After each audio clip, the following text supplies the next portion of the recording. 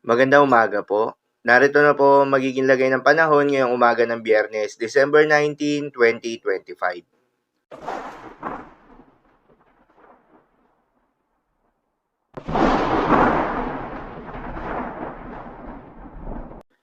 Sa kasalukuyan na tayo sa pag-asa, Intertropical Convergence Zone o ITCZ o yung banggaan ng hangin mula Northern at Southern Hemisphere ang patuloy na nakakaapekto sa may Southern Mindanao.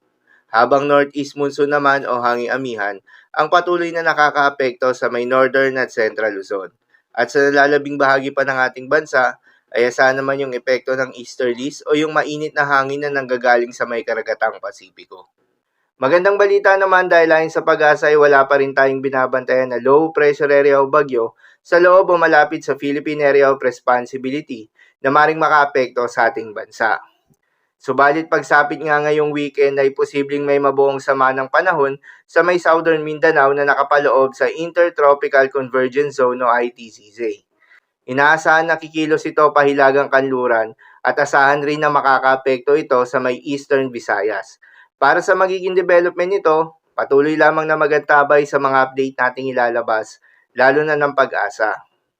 Para naman sa magiging lagay ng panahon ngayong araw ng Biyernes, dahil nga sa epekto nitong Intertropical Convergence Zone, asahan sa Caraga, Davao Region at Palawan, ang maulap na kalangitan na may kalat-kalat ng mga pagulan at thunderstorms. Posible ang mga pagbaha o pagguho ng lupa.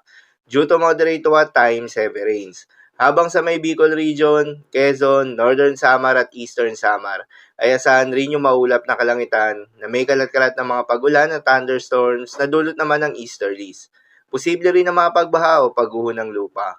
Due to moderate to at times heavy rains. Habang sa Cagayan Valley, Apayao, Kalinga, Mountain Province, Ifugao at Aurora, ay asahan naman yung maulap na kalangitan na may kasama mga pagulan na dulot ng northeast monsoon. Posible rin ang mga pagbaha o pagguho ng lupa. Due to moderate to at times heavy rains.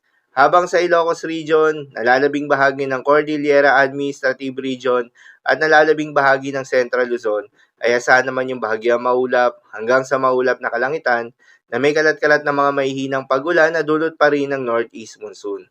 Habang sa Metro Manila at nalalabing bahagi pa ng ating bansa, ay asahan naman yung bahagyang maulap hanggang sa maulap na kalangitan na may kalat-kalat ng mga pagulan o thunderstorms na dulot ng easterlies. Posible rin na mga pagbaha o pagguho ng lupa due to severe thunderstorms. Madalas, nabobo ang mga thunderstorms na ito tuwing hapon o gabi na nagtatagal ng 1 hanggang 2 oras. Kaya naman ingat sa mga posibleng banta ng pagbaha at pagguho ng lupa, lalong-lalo na sa mga lugar na inuulan na noong mga nakaraang araw pa.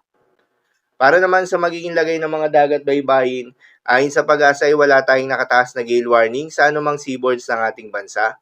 Kaya naman malayang makakapamalaot yung mga kababayan nating mangingisda at yung may mga maliliit na sasakyang pandagat, subalit iba yung pag-iingat sa mga maglalayag sa may seaboards ng extreme Northern Luzon, Eastern seaboards ng Luzon at Eastern seaboards ng Visayas.